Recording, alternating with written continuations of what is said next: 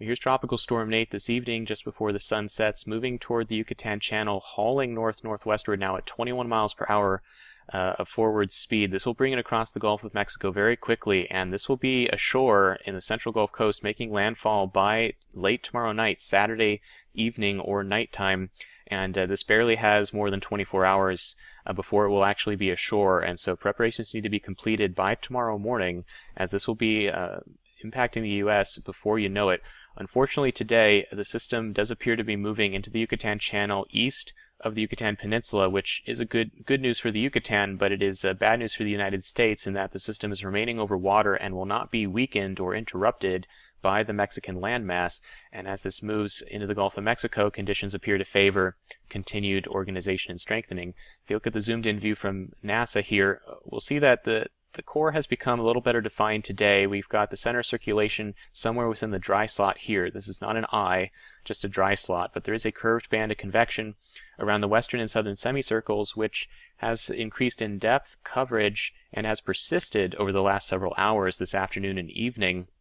And this is beginning to look like, with these convective bursts here, the formation of a strong convective core. And this is a key sign that we're watching for, is once an inner core forms that can allow these systems to strengthen with a greater pace than if they don't have that. However, recon observations today so far indicate that a tight inner core wind field has not really formed yet. The current plane that's in there as of the making of this video is finding pretty weak winds to the north and south of the system's center at the flight level of 700 millibars, but much stronger winds are observed on the eastern side of the storm. These are quite strong, but a little removed from the system's center. In fact, this buoy down here measured a couple of hours ago a sustained wind of 56 miles per hour with gusts to 69. And the storm is moving so fast away from the buoy already that the winds have actually decreased markedly here since that time. But you can see the plane measuring some of the strongest winds on the eastern side, and much weaker winds in all other quadrants. Now, to some extent this is expected, because with the system moving so quickly to the north, remember the storm motion is indicative of the steering flow, and so you have this really strong flow out of the south-southeast superimposed on the circulation, such that it adds to the winds on this side and makes them stronger, but it fights the winds on this side and makes them weaker. So by far the strongest winds we will expect to be on the eastern side.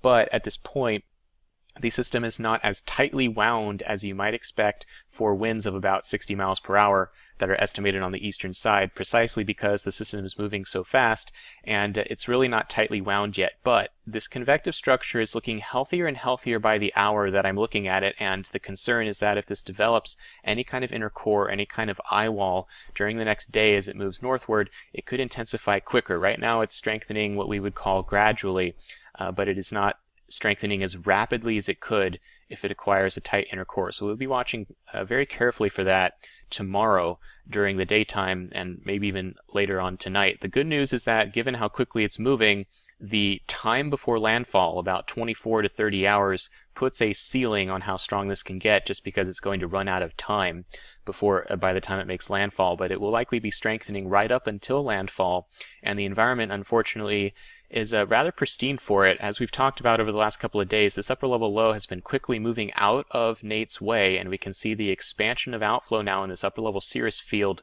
around the system, rotating clockwise aloft, and dry air is not an issue either. We can see again the upper low bringing the dry air out of the way on the western side, and the G4 recon aircraft that's been flying around in the Gulf of Mexico today hasn't really been finding much dry air along this path near and north of the Yucatan Peninsula.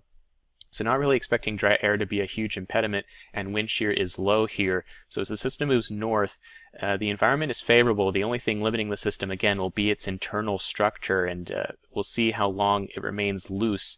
But if it tightens up substantially overnight and tomorrow, again, we might expect even quicker intensification than we're seeing now. So this is expected to become a hurricane.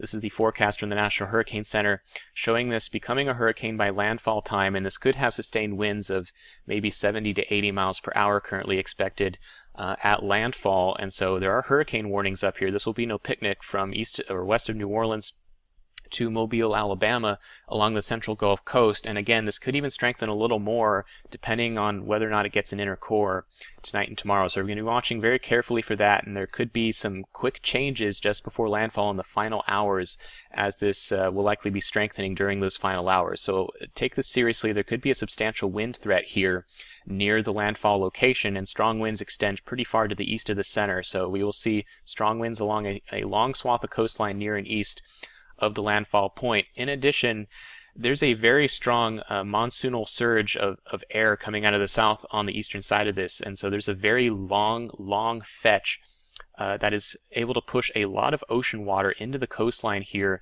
along the central and eastern Gulf Coast. And so storm surge is a big concern here, perhaps more than you might think for what is currently expected to be a Category 1 hurricane. But again, storm surge is not directly related to the hurricane's maximum wind. It's more related to the geometry and overall strength of the wind field. And here, since we have such a long fetch, storm surge here could be substantial, especially given the shape of the coastline. And we could see storm surge rises of up to 8 feet of inundation above normally dry ground here in this storm surge warning area. And this is something to take seriously if you live in a zone that could be inundated by this water. Again, storm surge is fatal, very fatal, and kills more people than any other impact from a storm. So just because this isn't a hurricane yet and may only be a hurricane for a few hours before landfall doesn't mean that this water threat is not serious and life-threatening, because it is, and this is a big deal, probably the biggest threat from Nate.